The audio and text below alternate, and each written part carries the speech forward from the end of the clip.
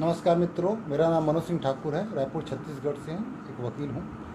मैं सबसे पहले गलवान क्षेत्र शहीद हमारे 20 जवानों को सादर नमन करता हूँ और सबसे बड़ा प्रश्न ये करता हूँ आदरणीय प्रधानमंत्री नरेंद्र मोदी जी से कि मोदी जी, अगर कोई चीन के सैनिक, चीन की सेना न हमारे क्षेत्र में घुसा है, न घुसने का प्रयास किया है, तो आप बताइए कि भारत के ये 20 जवान कैसे शहीद हो गए, कैसे इन 20 निहत्थे जवानों को मार दिया गया। और आप एक प्रधानमंत्री, एक बहुत बड़े भारत के पद में होते हुए भी आप ये बोल रहे हैं कि कोई भी चीनी सैनिक न भारत में घुसा है, न घुसने का प्रयास किया है। क्या ये सही बात है? क्या ऐसा आपको बोलना चाहिए? तो हमारे सैनिक मारे कैसे गए, ये आप बताइए कि क्या हमारे सैनिक अपने आप मर गए? और फिर आप इस बात को झुठला रहे हैं। क्यों झुठला रहे हैं? किस बात से आपको डर है चीन से? गलवान घाटी में आज जो घटनाएं हुई हैं, आपने बोल दिया कि चीन नहीं घुसा है। पेंगोंग झील में 2 महीने से चीन कब्जा करके बैठा हुआ है, उसे भी आप मानने से इनकार कर रहे हैं। क्यों ऐसा कर रहे हैं आप?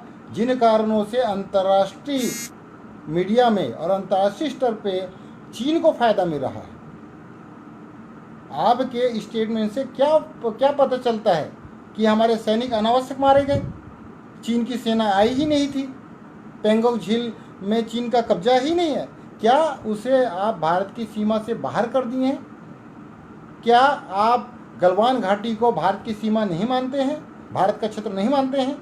क्या आप पेंगोंग झील को भारत का क्षेत्र नहीं मानते हैं?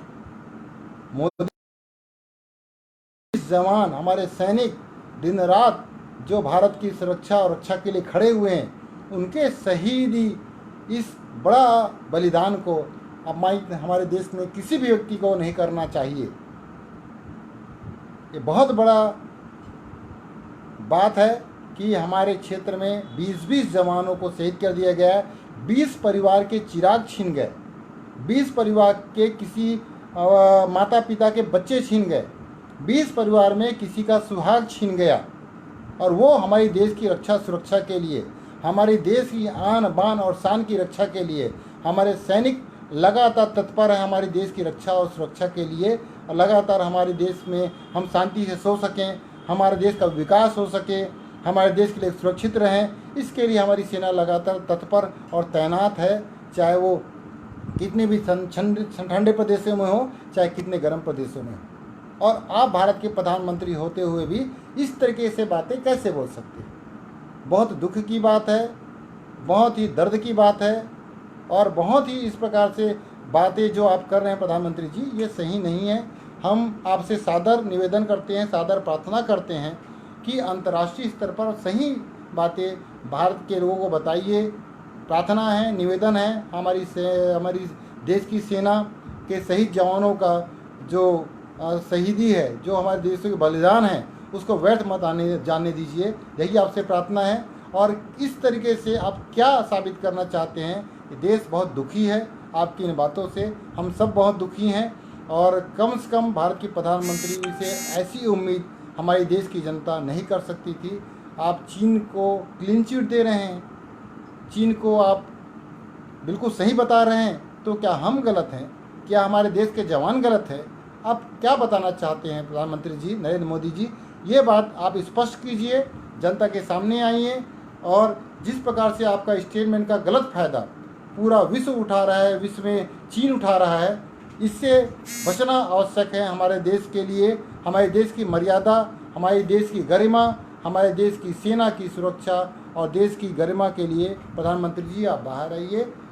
अगर आपने अपनी बातों को आप नहीं सुधारेंगे तो हम सब के लिए बहुत बड़ा ये हमारे देश के लिए सही नहीं होगा। आपसे निवेदन है, मैं अपनी वाणी यहीं पर विराम देता हूँ। धन्यवाद। जय हिंद, जय भारत, जय छत्तीसगढ़।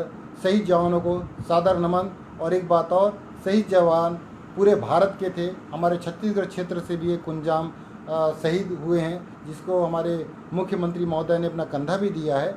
तो पूरे देश के जवानों ने अपना बलिदान दिया है, इनका बलिदान व्यर्थ ना जाए, इसी आशा के साथ में मैं निवेदन करता हूँ कि देश को सच्चाई बताइए और देश की सच्चाई के साथ खड़े रहिए, यही हमारी आपसे अपेक्षा है। धन्यवाद। जय हिंद, जय भारत, जय छत्तीसगढ़। मनोज सिंह ठाकुर, रायपुर, छत्तीसगढ़।